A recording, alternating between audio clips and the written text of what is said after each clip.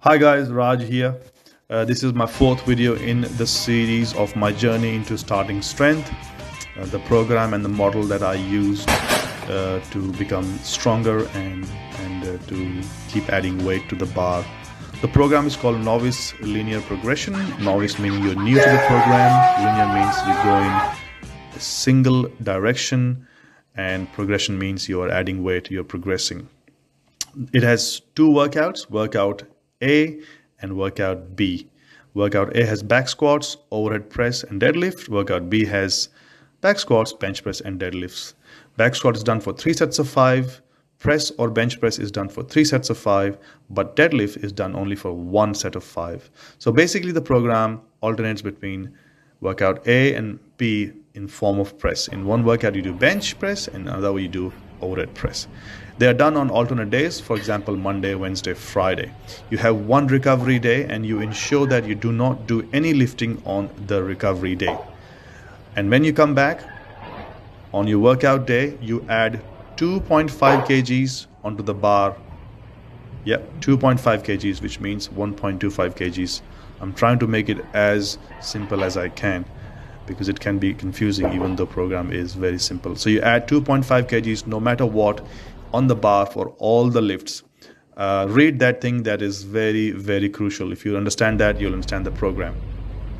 So yeah, just in summary, you have back squats, overhead press, deadlift. Back squat done for 3 sets of 5, press or bench press 3 sets of 5, deadlift 1 set of 5. Don't do any lifting on your rest days, not even any cardio. Your sets and reps remains the same throughout. The only thing which goes up is the weight.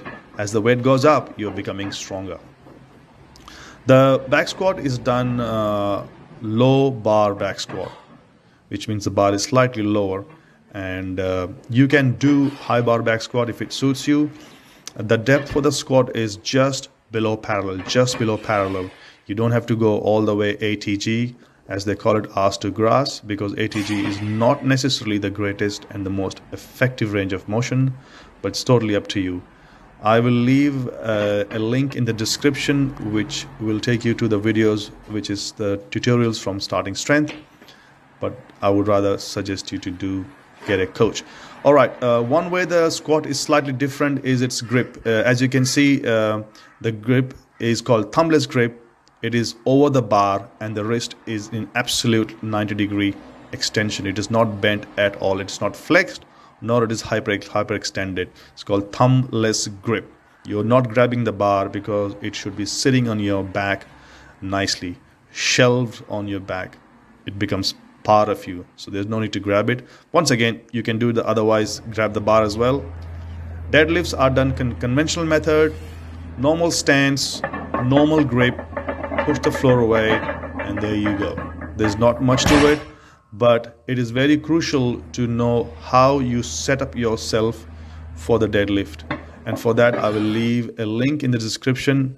The setup part is called 5-step deadlift, and one of the crucial things is that the bar is 1 inch away from your shins, and you will watch the video and it'll make sense to you. So this is me. I think I was putting on weight on the bar and on the body as well, so must have been 85 kgs.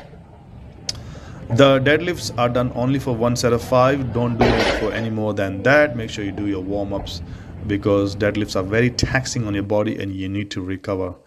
The bench press is done with your forearm exactly perpendicular to your bar. That is one point that I can give you in the video, is that if you look at my forearms, they are almost straight under the bar at 90 degrees.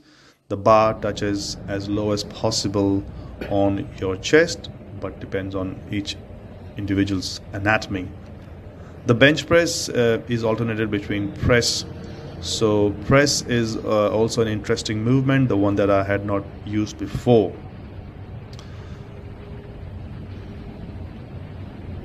There you go. In the bench press, you have to keep pushing your feet into the floor, maintain tightness, and use your scapulas. Overhead press are also simple. The grip is very normal. you make sure that you do not bend your hips or your knees. Just keep it very strict.